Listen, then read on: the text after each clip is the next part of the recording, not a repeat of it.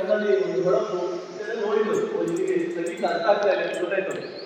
ಹಾಗೆ ಸ್ವಲ್ಪ ಹೊತ್ತು ಕೇಳಿ ಆಮೇಲೆ ಅವ್ರು ಎದ್ದು ಹೋಗಿ ಮರುದಿವಸ ಅವರು ಕೊಳಲುಬೇಕಾದ್ರೆ ಈ ಹರಿಪ್ರಸಾದ್ ಅವರನ್ನು ಯಾವ ರೀತಿ ಕೊಳಲುತ್ತಾರೆ, ಯಾವ ರಾಗದಲ್ಲಿ ಹೋಗ್ತಾರೆ, ಅದೇ ರಾಗವನ್ನು ಅವನಲ್ಲಿ ಹೋಗ್ತಾ ಇದ್ದಾರೆ. ಅವನಿಗೆ ಯಾರು ಹೇಳ್ಬಿಡ್ತಾರ, ಅವ್ನು ಸಂಗೀತ ಕ್ಲಾಸಿಗೆ ಹೋಗಿದ್ದಾನ, ಸಂಗೀತ ಎಷ್ಟು ಇಷ್ಟು ರಾಗ ಇದೆ, ಇದು ತಾಳ, ಇದು ಮೇಳ ಅಂತ ಏನಾದ್ರು ಹೇಳ್ತಾರ? ಏನಿಲ್ಲ. ಕೇಳ್ತೇವೆ, ನಾಲಿಗೆಯಿಂದ ರುಚಿ ಗೊತ್ತಾಗುತ್ತೆ, ಹೌದಾ? ಚರ್ಮದಿಂದ ಅದು ಬಿಸಿಯೋ ತಂಪೋ ಗೊತ್ತಾಗುತ್ತೆ. 5 ಇಂದ್ರಿಯಗಳು ನಮ್ಮ ದೇಹದಲ್ಲಿ ಇದೆ. ಇದಾದ ಮೇಲೆ 5 ಕರ್ಮೇಂದ್ರಿಯಗಳು,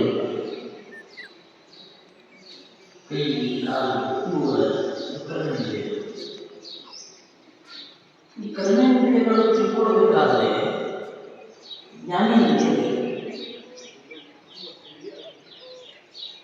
ಒಳಗಡೆ ಸಿಗ್ನಲ್ ನೋವು ಅಂತ ಒಂದಿರುತ್ತೆ ಗೊತ್ತಾ? ಏನಾದರೂ ಹೊಡೆದಾಗ, ಏನಾದರೂ ಚುಚ್ಚಿದಾಗ ನೋವಾಗತ್ತೆ.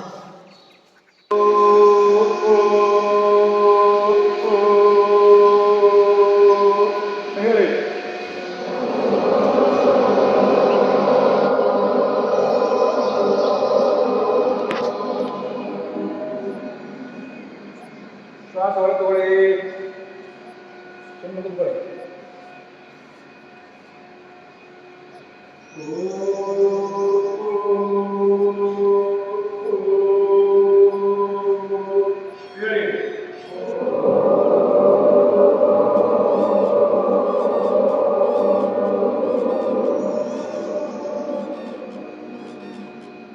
ಪರವಾಗಿ ಒಂದು ಉದ್ದೇಶ ಏನಿತ್ತು ಅಂತ ಕೇಳಿದ್ರೆ, ಆ ಮೊದಲಿನ 3 ಉದ್ದೇಶದ ಜೊತೆಗೆ ನಮ್ಮ ಮತವನ್ನ ಈ ಭಾರತದವರ ಮೇಲೆ ಹೇರಬೇಕು ಅಂತ 4ನೇ ಉದ್ದೇಶ ಇಟ್ಟುಕೊಂಡು ಅವರು ಬಂದರು. ಇದು 2ನೇ ಗುಂಪು. ನಂತರ 3ನೇ ಗುಂಪು, ಅವರು ಬಂದಿದ್ದು ಕ್ರಿಸ್ತಶಕ 18ರಿಂದ ಕ್ರಿಸ್ತಶಕ 20ರ ತನಕ. ಯುರೋಪಿನಿಂದ ಬಂದಂತ ಪೋರ್ಚುಗೀಸರು, ಫ್ರೆಂಚರು, ಬ್ರಿಟಿಷ್ ಇವರು ಬರುವಾಗ ಇವರ ಮೊದಲಿನ 4 ಉದ್ದೇಶಗಳಲ್ಲಿ ಇನ್ನೊಂದನ್ನು ಸೇರಿಸಿಕೊಂಡರು. ಆ ಮೊದಲಿನ 4 ಉದ್ದೇಶಗಳು ಇತ್ತು. ಅದರಲ್ಲಿ ಇನ್ನೊಂದು ಯಾವುದು ಅಂತ ಹೇಳಿದ್ರೆ, ಇವರ ಸಂಸ್ಕೃತಿಯನ್ನು ಅಂದರೆ ನೇರವಾಗಿ ನಮ್ಮ ಮೆದುಳಿಗೆ ಕೈ ಹಾಕುವಂತ ಕೆಲಸ, ನಮ್ಮ ಜೀವನ ಪದ್ಧತಿಯಲ್ಲೇ ಬದಲು ಮಾಡಬೇಕು ಅನ್ನುವ ದೃಷ್ಟಿಯಿಂದ ಈ 5ನೇ ಉದ್ದೇಶ ಇಟ್ಕೊಂಡು ಅವ್ರು ಬಂದರು. ಎಲ್ಲ ಕಾಲದಲ್ಲೂ ಚಾಣಕ್ಯ ಇರಲ್ಲ, ಚಂದ್ರಗುಪ್ತನ ಕಾಲದಲ್ಲಿ ಇಲ್ಲ, ನಮ್ಮ ಕಾಲದಲ್ಲಿ ಇಲ್ಲ. ನಾವು ಹೇಗೆ ಅಂತ ತಿಳಿಸ್ಕೊಳ್ಳೋದಕ್ಕೆ ಏನ್ ಮಾಡ, ಅವನು ಹೇಗೆ ಚಂದ್ರಗುಪ್ತನನ್ನ ಒಬ್ಬ ಮಹಾವೀರನಾಗಿ, ಒಬ್ಬ ಒಳ್ಳೆ ರಾಜನನ್ನಾಗಿ ಮಾಡನೋ ಅದನ್ನೆಲ್ಲ ಬರೆದು ಅದಕ್ಕೆ ಚಾಣಕ್ಯ ನೀತಿ ಅಂತ ಹೆಸರು. ಚಾಣಕ್ಯ ಅರ್ಥಶಾಸ್ತ್ರ ಬರೆದಾಗ ಗೊತ್ತಿದೆ, ನೀವು ಅವಾಗ ಉತ್ತರ ಕೊಟ್ಟರು, ಅರ್ಥಶಾಸ್ತ್ರ ಬರೆದವನು ಅಂತ. ಇನ್ನೊಂದೇನು ಬರೆದಿದ್ದವನು ಅಂದ್ರೆ ನೀತಿ ಸೂತ್ರ ಅಂತ. ನಿಮ್ಮ ಕೈಯಲ್ಲಿರೋದು ಚಾಣಕ್ಯ ನೀತಿ ಸೂತ್ರ.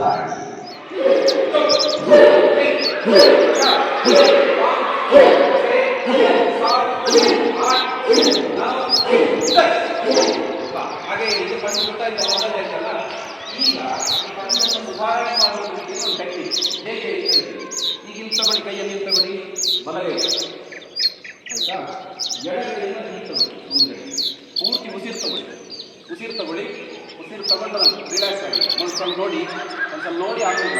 ಈಗ ಉಸಿರು ತಗೊಂಡು ನಿಧಾನಕ್ಕೆ ಇಲ್ಲಿಂದ ಇಲ್ಲೊಬ್ಬ ನಿಂತಿದ್ದಾನೆ, ಈಗ ಅವನನ್ನು ನಾವು ದೂಡ್ತಾ ಇದ್ದೀವಿ.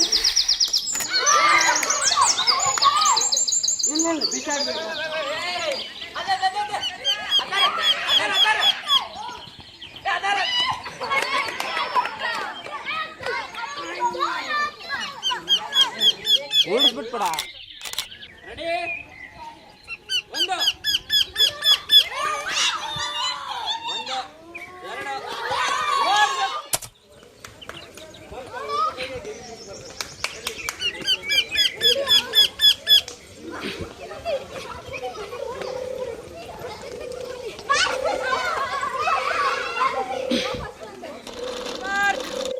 Set, go!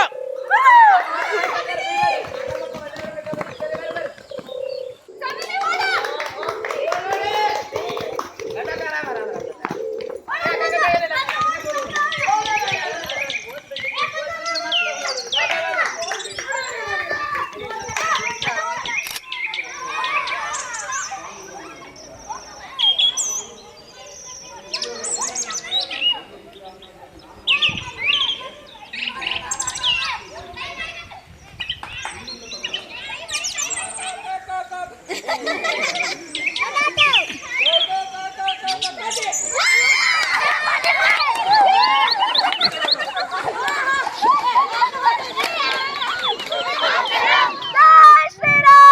जय श्री राम, जय जय श्री राम।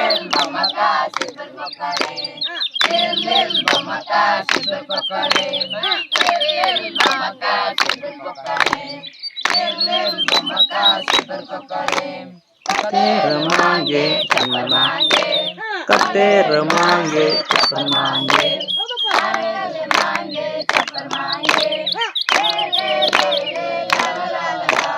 ले ले ले ले ला ला ला ला ला ले ले ले ले ले ले ला ला ला ला ला ले ले ले ले ले ले ला ला ला ला ला।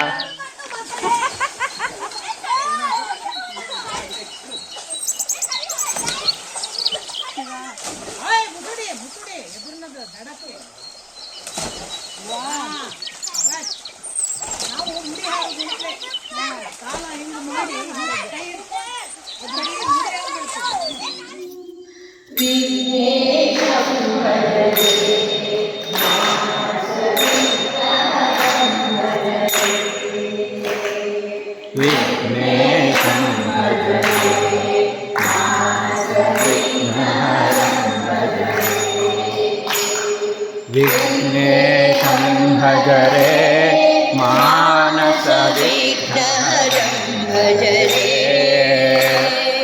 विघ्नेशं भजरे मानस विघ्नहरं भजरे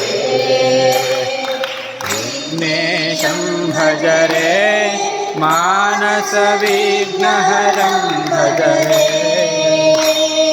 विघ्नेशं भजरे।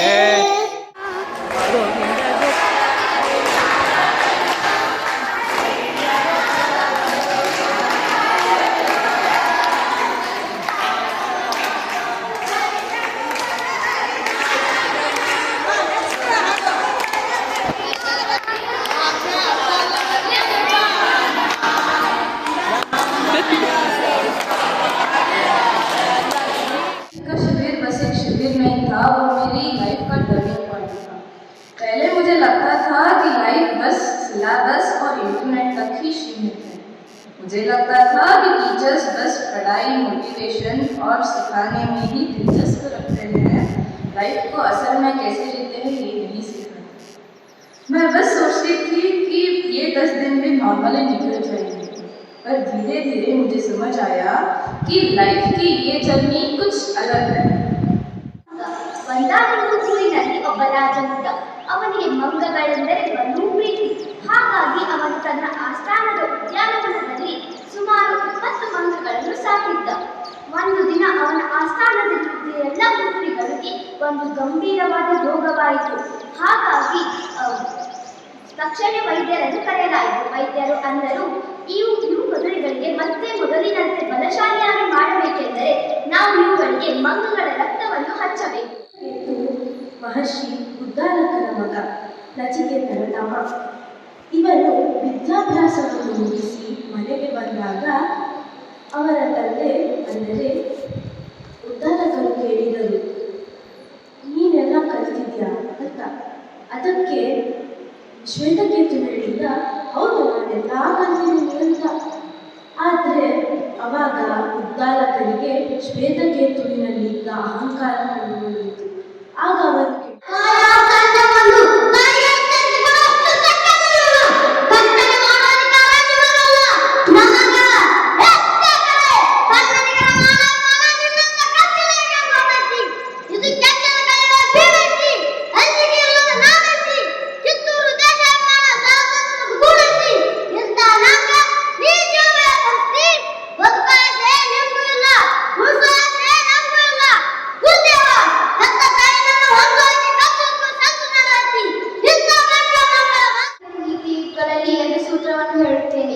ಮೊದಲನೆಯ ಸೂತ್ರ, ಶೂದ್ರ ಗುಹ್ಯ ಪ್ರಕಾಶನ ಆತ್ಮವಾನನ ಪುಣ್ಯಾತ್. ಈ ಸೂತ್ರದ ಅರ್ಥವೇನೆಂದರೆ ನಮ್ಮ ಗುಟ್ಟನ್ನು ಯಾರಿಗೂ ಹೇಳಬಾರದು ಅಥವಾ ಬಿಟ್ಟುಕೊಡಬಾರದು. ಈ ಸೂತ್ರಕ್ಕೆ ನಾನು ಒಂದು ಕಥೆಯನ್ನು ಹೇಳುತ್ತೇನೆ. ಒಂದು ರಾತ್ರಿ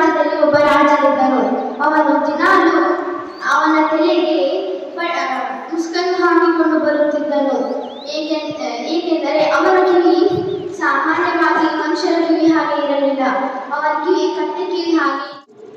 ನಮಸ್ಕಾರ ಮಾಡಿಸ್ಕೊಳ್ಳೋದು ಹೇಗಿರ್ಬೇಕು? ಅವ್ರ ಕಾಲು ಶುದ್ಧವಾಗಿರ್ಬೇಕು.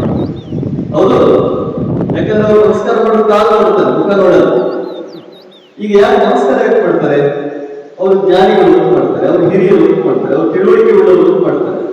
ಜ್ಞಾನ ಇರೋದು ಎಲ್ಲಿ? ಇಲ್ಲಿ ಕಾಲಲ್ಲಿರ್ತಾರೆ ಜ್ಞಾನ, ಮತ್ತೆ ತಲೆಯಲ್ಲಿರ್ತಾರೆ. ಹಾಗಾಗಿ ತಲೆ ಮುಟ್ಟಬೇಕಾಗಿತ್ತಲ್ಲ, ಕಾಲಕ್ಕೆ ಕೊಡ್ತಾ ಇದ್ದಾರೆ. ಇದೊಂದು ವಿಚಿತ್ರ ಅಲ್ವಾ? ಅವರ ಜ್ಞಾನ ಇರೋದು ತಲೆಯಲ್ಲಿ, ಆದ್ರೆ ಕೊಡ್ತಾ ಇರೋದು ಕಾಲು. ಯಾಕೆ ಅಂತ ಹೇಳಿದ್ರೆ ನಮ್ಮಲ್ಲಿ ಎರಡು ಮಾತುಗಳಿದ್ದಾರೆ, ನುಡಿ ಮತ್ತು ನಡೆ. ಅದರಲ್ಲಿ ನಾವು ತುಂಬಾ ದೊಡ್ಡ ಗೌರವ ಕೊಡುವುದು ಯಾವುದು ಅಂತ ಹೇಳಿದ್ರೆ ನಡೆ. ಆ ನಡೆ ಯಾವುದು? ನಡೆ ಅಂದ್ರೆ ಕಾಲು ಅಲ್ವಾ? ಒಬ್ಬ ವ್ಯಕ್ತಿ ನುಡಿದು ಹೇಗೆ ಬೇಕಾದ್ರೂ ಬದುಕಬಹುದು. ಆದ್ರೆ ನುಡಿದು ಒಳ್ಳೆಯ ಮಾತನಾಡಿ ಕೆಟ್ಟದಾಗಿ ಬದುಕಿದ್ರೆ ಅವರನ್ನ ಸಮಾಜ ಗೌರವ ಕೊಡುವುದಿಲ್ಲ. ಯಾರನ್ನು ಗೌರವಿಸುತ್ತದೆ? ಚೆನ್ನಾಗಿ ನಡೆದವರನ್ನೇ ಗೌರವಿಸ್ತದೆ. ಅವರಿಗೆ ಮಾತಾಡಿ ಬರದೇ ಇರಬಹುದು, ಅವರು ಬುದ್ಧಿವಂತರು ಅಲ್ಲದೇ ಇರಬಹುದು, ಅವರು ನೂರಾರು ಪುಸ್ತಕಗಳು ಓದಿಲ್ಲದೇ ಇರಬಹುದು, ಜ್ಞಾನಿಗಳು ಅಲ್ಲದೇ ಇರಬಹುದು. ಆದ್ರೆ ಅವರು ನಡೆದದ್ದು ಶುದ್ಧವಾಗಿದ್ರೆ, ನಡೆದದ್ದು ಚೆನ್ನಾಗಿದ್ರೆ, ಅವರು ಬದುಕಿ ಬಾಳಿದ ರೀತಿ ಚೆನ್ನಾಗಿದ್ರೆ ಅವರನ್ನ ಗೌರವಿಸು ಅಂತ ಹೇಳೋದಕ್ಕೆ ಒಂದು ಸಂಕೇತ ಯಾವುದು? ಕಾಲಿಗೆ ನಮಸ್ಕಾರ.